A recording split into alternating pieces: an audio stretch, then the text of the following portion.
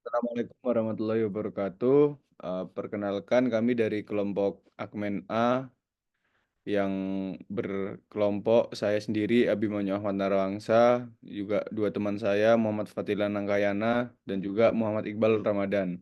Jadi kali ini kami akan membahas tentang akuntansi manajemen dengan judul metode penentuan harga pokok, perbedaan perusahaan jasa dan manufaktur. Oke, baik. Di sini saya akan menjelaskan terkait pendahuluan terlebih dahulu, di mana harga pokok produksi itu merupakan biaya yang dikeluarkan oleh sebuah perusahaan untuk menghasilkan suatu produk. Nah, pada perusahaan manufaktur, penentuan harga pokok ini sangat krusial sekali karena memang menjadi dasar dalam menetapkan harga jual, mengevaluasi kinerja, dan juga membuat keputusan bisnis lainnya. Nah, untuk harga pokok produksi sendiri itu terdiri dari tiga elemen utama. Yang pertama ada bahan baku, di mana semua material yang dapat diidentifikasi secara langsung pada produk akhir. Contohnya ada kayu untuk membuat meja, kain dan kain untuk membuat baju. Selanjutnya ada tenaga kerja langsung, di mana upah yang dibayarkan kepada para pekerja secara langsung yang terlibat dalam proses produksi. Dengan contoh upah tukang kayu, upah penjahit. Dan untuk yang ketiga ada biaya overhead pabrik, di mana biaya produksi selain bahan baku langsung dan tenaga kerja langsung. Contohnya ada sewa pabrik, depresiasi mesin, biaya listrik pabrik. Next. Oke, selanjutnya harga pokok pesanan dan harga pokok proses. Nah, untuk harga pokok pesanan sendiri itu merupakan cara penentuan biaya, di mana biaya itu dikumpulkan untuk sejumlah produk tertentu. Untuk contohnya sendiri itu ada produk atas dasar pesanan produksi, tergantung pemesanan yang dipesan. Selanjutnya ada harga pokok proses, di mana untuk metode ini, cara penentuannya dengan membebankan biaya produksi dan membaginya sama rata pada produk yang dihasilkan. Contohnya, pabrik sepatu pada produksi berjalan yang terus untuk tujuan stok. Jadi next. Selanjutnya terkait karakteristik biaya pesanan. Yang pertama ada bentuk produk yang tergantung dari pemesanan yang dibuat. Yang kedua ada proses produksinya yang tidak terus-menerus tergantung pada pesanan. Yang ketiga ada penentuan biaya produksi yang dilakukan dengan bantuan kartu biaya pesanan yang merincikan masing-masing pesanan. Yang empat ada total biaya produksi yang dihitung setelah pesanan diselesaikan untuk biaya produksi per unit dan dihitung dengan membagi total biaya produksi dengan total unit yang dipesan. Selanjutnya ada akumulasi biaya standar yang menggunakan biaya normal. Dan yang terakhir ada produk yang sudah selesai langsung diserahkan kepada pemesan. Nah, untuk kartu biaya pemesan itu sendiri biasanya untuk mengetahui itu dengan harga pokok pemesanan dengan masing-masing pesanan itu harus dibuat kartu harga pokoknya sendiri atau yang biasa disebut dengan job order sheet. Nah, kartu harga pokok ini bermacam-macam. Ada terdiri dari tiga varian. Yang pertama itu ada data mengenai pesanan dan pemesanan. Yang kedua ada data mengenai biaya yang dikeluarkan. Dan yang ketiga ada terkait data mengenai rekapitulasi biaya. Jadi next. Oke, di sini saya akan menjelaskan tentang ketentuan dalam penggunaan metode harga pokok pesanan.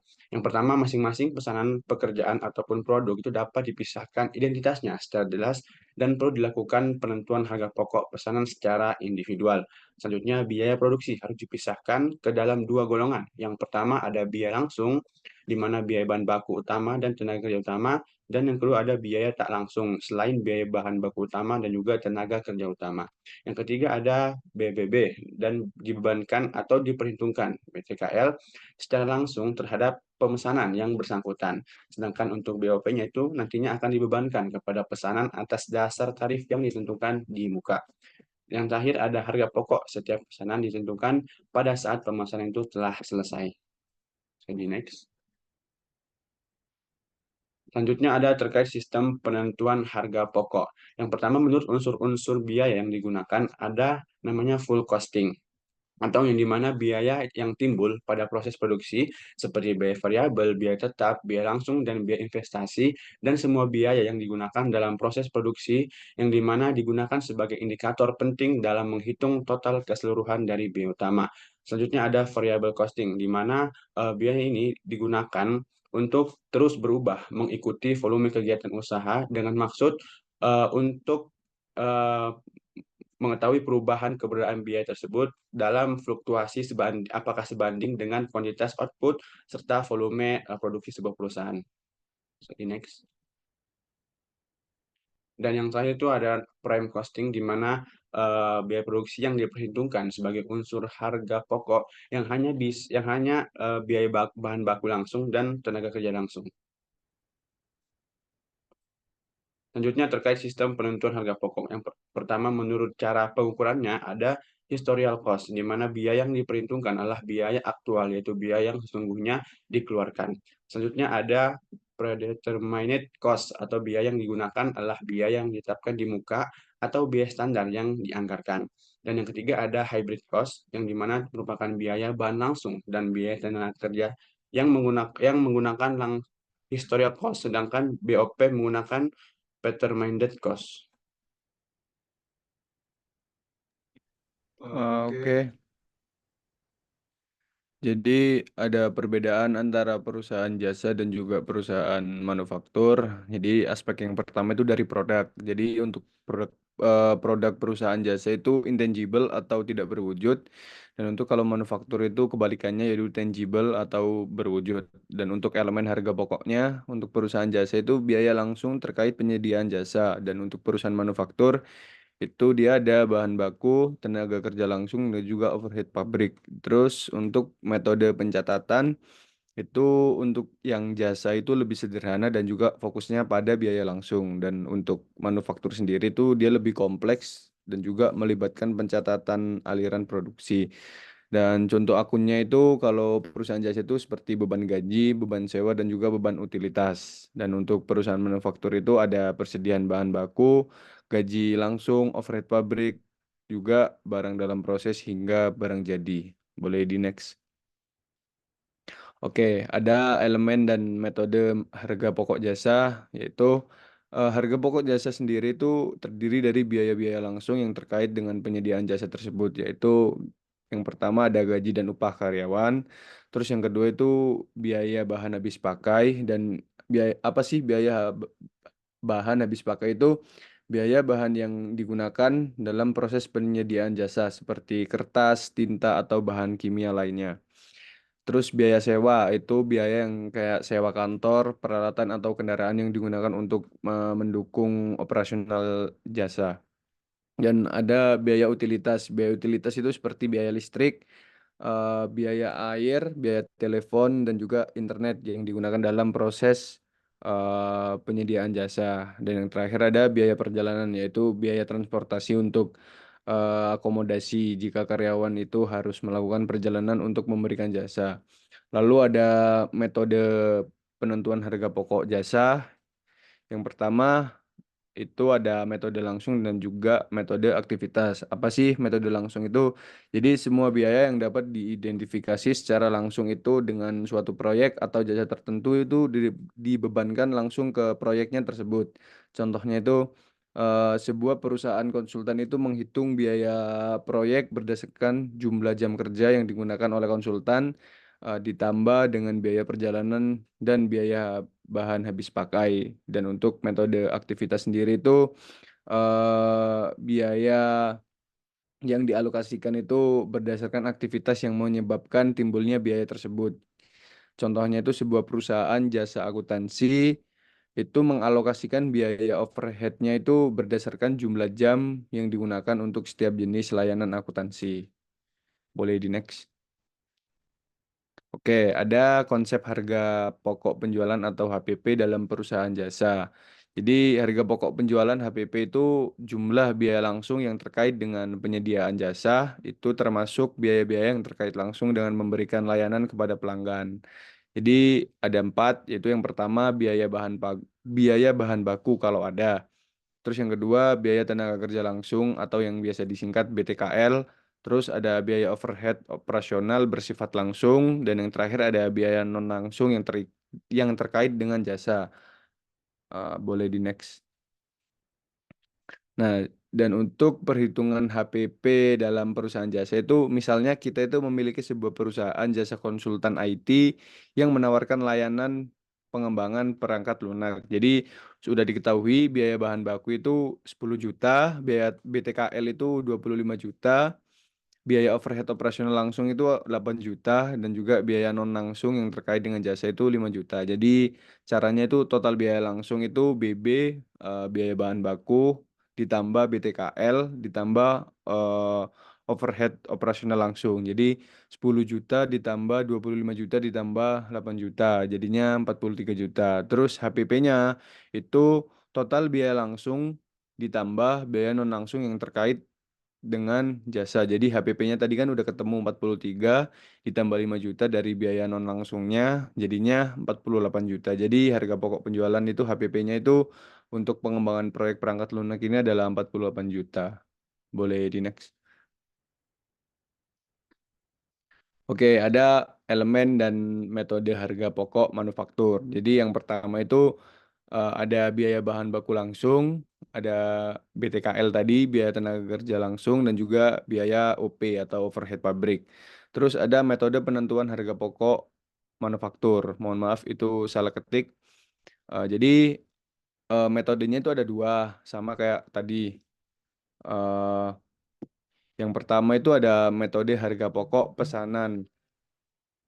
Metode harga pokok pesanan itu ya atau yang biasa disebut itu job order costing. Metode ini tuh digunakan untuk produksi yang dilakukan berdasarkan pesanan tertentu. Jadi kayak istilahnya itu just in time gitulah. Terus ada yang kedua, metode harga pokok proses, yaitu atau yang biasa disebut proses costing, yaitu metode yang digunakan untuk produksi massal atau keberlanjutan kontinu, yang dimana produknya itu yang dihasilkan serupa atau proses produksinya itu terus-menerus, jadi kayak berulang-ulang. Jadi ya gitu. Terus next.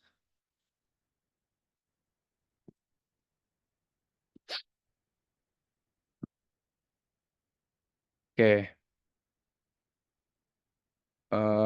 Yaitu ada yang selanjutnya ada konsep harga pokok penjualan atau HPP dalam perusahaan manufaktur. Jadi HPP dalam perusahaan manufaktur adalah total biaya yang dikeluarkan untuk menghasilkan produk jadi dari bahan mentah.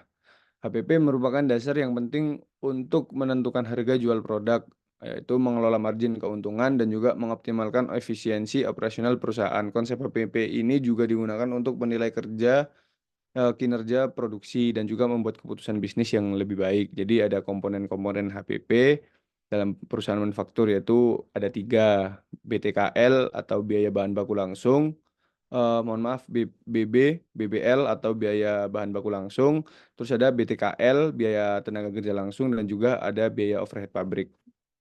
Next. Baik, selanjutnya kita mungkin langsung masuk ke perhitungan ya. Contoh soalnya di sini ada PT Mentari pada tanggal 1 Januari 2022. Itu ada aktivitas itu ada data diberikan. Yang pertama itu ada persediaan barang dagangan awal itu sebesar 20 juta, kemudian dilakukan pembelian sebesar 60 juta, kemudian biaya angkut pembelian itu 2 juta, retur pembelian 3 juta, potongan pembelian 1 juta, dan yang terakhir persediaan barang dagangan akhir itu sebesar 6 juta. Nah, dapat kita hitung yang pertama itu pembelian bersihnya yaitu 60 juta ditambah 2 juta, di mana 2 juta itu adalah biaya angkutnya. Kemudian dikurangi 3 juta ditambah 1 juta, itu yang 3 juta itu seperti yang kita tahu sebelumnya itu retur pembelian, dan 1 jutanya itu adalah potongan. Sehingga didapat nilai sebesar pembelian bersihnya itu 62 juta dikurang 4 juta yaitu 58 juta. Kemudian barang yang tersedia untuk dijual itu sebesar 20 juta, di mana itu adalah persediaan barang dagangan awal ditambah 58 juta itu adalah pembelian bersih yang baru dilakukan, sehingga total barang tersedia untuk dijualnya itu yaitu sebesar 78 juta rupiah. Untuk HPP-nya didapatkan 78 juta dikurangi 6 juta, yaitu persediaan barang dagangan akhirnya, sehingga didapatkan HPP sebesar 72 juta. Nah, setelah diketahui harga pokok penjualan tersebut atau HPP-nya, selanjutnya perusahaan ini dapat mengambil tindakan berupa pengelolaan yang lebih mudah terkait berapa harga jual yang pantas untuk target pasar. Dan juga dari HPP tersebut itu juga bisa diperkirakan berapa besar keuntungan yang bisa diambil sehingga proses produksi industri manufaktur itu tetap bisa berjalan secara lancar tanpa adanya kendala.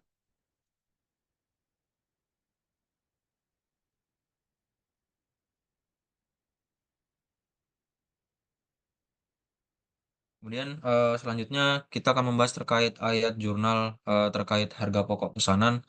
Mungkin untuk lebih cepat saja itu kita langsung masuk ke contoh soal supaya bisa langsung memahami bagaimana cara membuat ayat jurnalnya.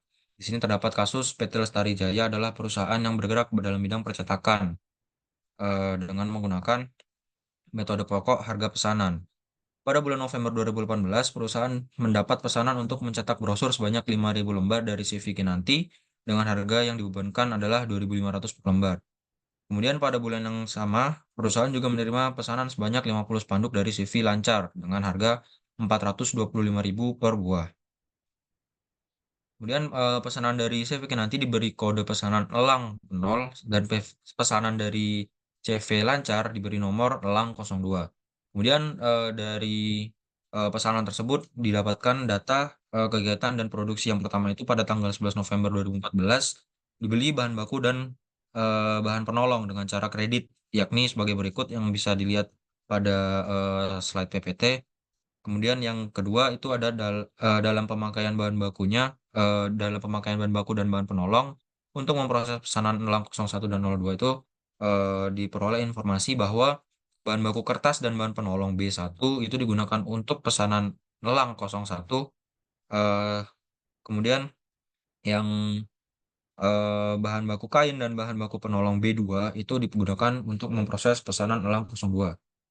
Kemudian yang ketiga itu didapatkan penentuan biaya tenaga kerjanya yang dikeluarkan oleh Departemen Produksi menggunakan dasar jam tenaga kerja langsung. Yaitu yang pertama bisa dilihat upah langsung untuk pesanan elang 01 dan upah langsung untuk pesanan 02, upah tidak langsung gaji karyawan dan bagian pemasaran dan juga bagian administrasi dan umum itu bisa dilihat pada slide yang tertera. Kemudian yang D itu ada pencatatan biaya overhead pabrik, di mana perusahaan dalam hal ini itu menggunakan tarif BOP sebesar 150% dari biaya tenaga kerja langsung, baik dalam pesanan elang 01 maupun elang 02. Biaya overhead pabrik ini sesungguhnya terjadi dalam kaitannya dengan pesanan di atas. Yang sebagai berikut bisa dilihat ada 5 jenis biaya. Kemudian diperoleh juga data bahwa pencatatan harga pokok produk jadi itu berdasarkan informasi untuk elang 01 itu telah selesai dikerjakan, sedangkan untuk pesanan elang 02 itu masih dalam proses penyelesaian. Kemudian yang terakhir, data yang terakhir yaitu pencatatan HPP yang dijual eh, untuk pesanan elang 01 telah diserahkan kepada pemesan dan dari penjalanan tersebut pemesan akan membayar dengan cara kredit.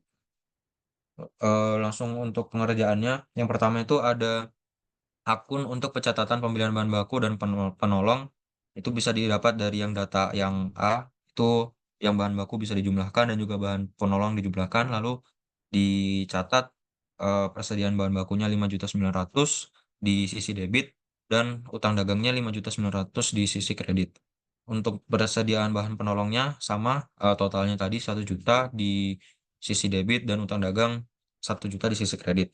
Kemudian pencatatan pemakaiannya ini, nah ini kan pemakaiannya jadi otomatis total jumlah nominalnya itu sama dengan persediaannya, hanya saja berbeda dalam nama ayatnya, di mana nama ayatnya ini adalah BDP atau biaya dalam proses bayar bahan baku dan itu di sisi debitnya dan persediaan bahan bakunya di sisi kredit.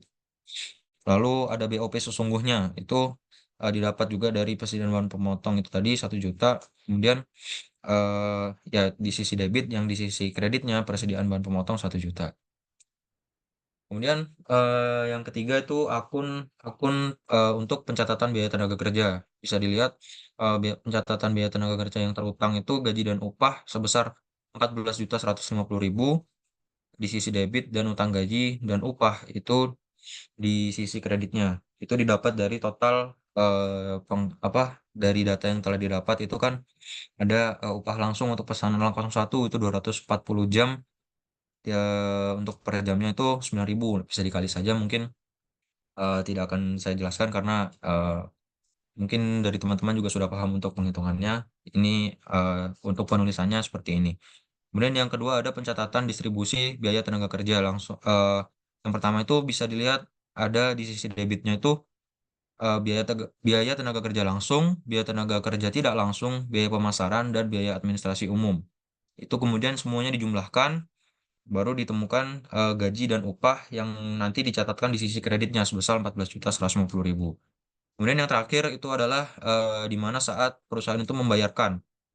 Jadi saat pembayaran gaji dan upah pada karyawan itu ayat jurnalnya adalah utang gaji dan upahnya itu sekarang pindah ke debit sebesar 14.150 dan kasnya itu di sisi kreditnya. Kemudian yang keempat ada pencatatan biaya overhead pabrik.